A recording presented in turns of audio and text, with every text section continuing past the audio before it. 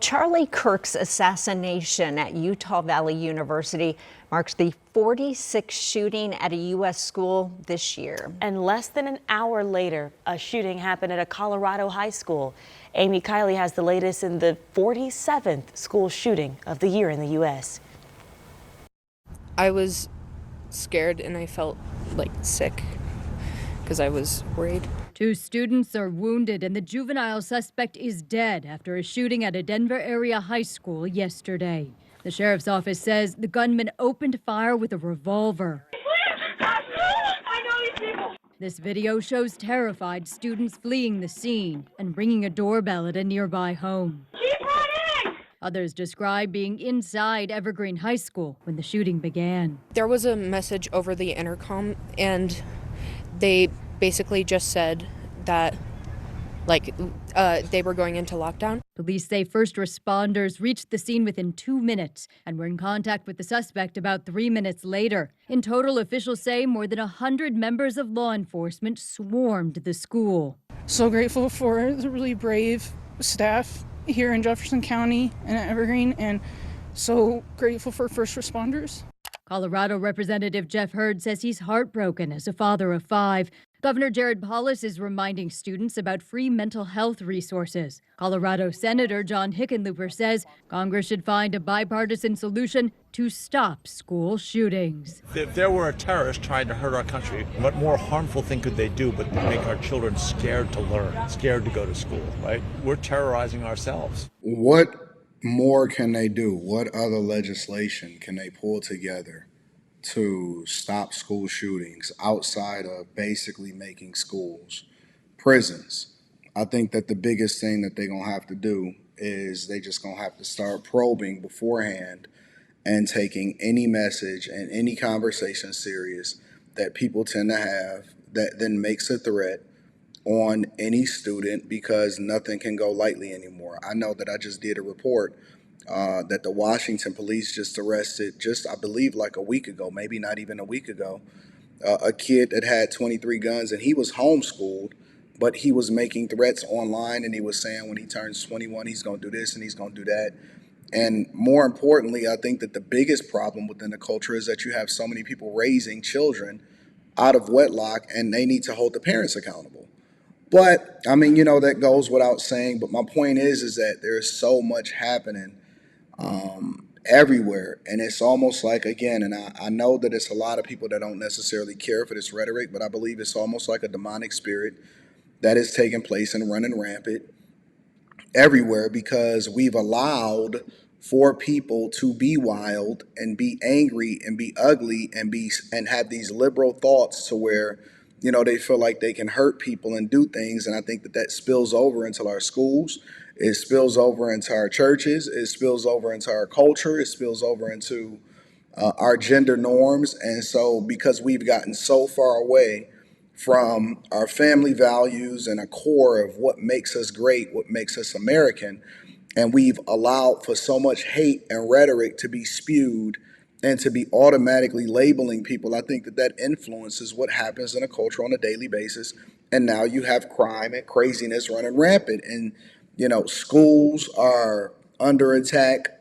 Obviously we're familiar with what happened with Charlie Kirk, and that one hurt, you know what I'm saying? Because I think that he was a really great influence and pillar on what we are supposed to be like in a culture and in a community, and what we need to get back to. And one of his biggest messages that he always preached was stop blaming everybody else for your problems and start taking personal ownership and responsibility when you make bad choices to get locked up, when you make bad choices, to not get the jobs that you want, to not work, to not solve for the crime in your communities and things like that. Stop looking on the outside and start looking in the mirror and point in that way.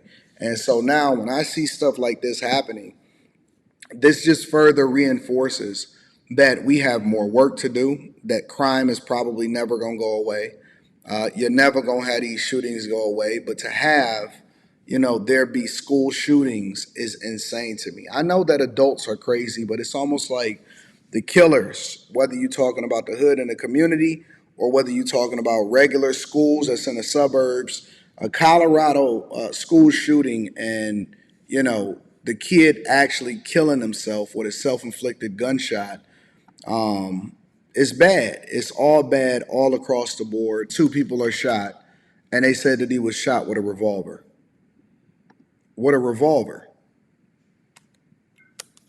So, I'm continuing to cover it. I'm continuing to pay attention to what's happening out in these streets. This is more coverage on it than what happened. New details in the deadly Colorado shooting that sent several students to the hospital. All fire departments respond on an active assailant. A flurry of 911 calls poured in Wednesday just after noon from Evergreen High School. Students there in a panic, seen on this Ring camera video taken next door, running away, desperate for help.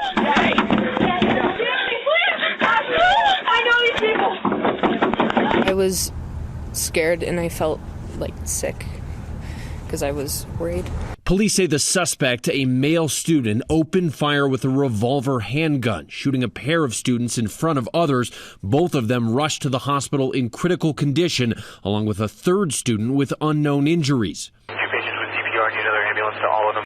This is the scariest thing you could ever think that could happen. They don't know if our suspect is old enough to even drive. Hundreds of officers racing to the scene. Authorities say they found the suspect had suffered a self-inflicted gunshot wound. He was pronounced dead at the hospital hours later. Investigators now searching his home and locker, looking for clues as to why this happened. Parents shaken, lining up to reunite with their children at a nearby school.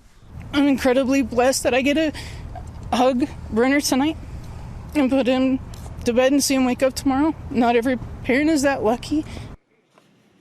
And we are in Jefferson County, Colorado. This is the same county where 26 years ago, the Columbine school shooting massacre happened. Of course, at the time, that was considered unthinkable. The incident here at Evergreen is one of hundreds of American school shootings that have happened since Columbine.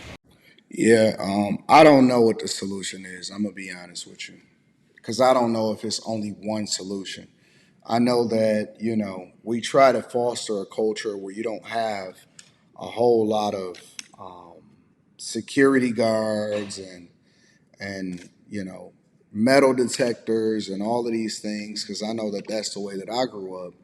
And to be honest with you, I'm not even sure that it necessarily stopped anything, because everything happened after school instead of in school.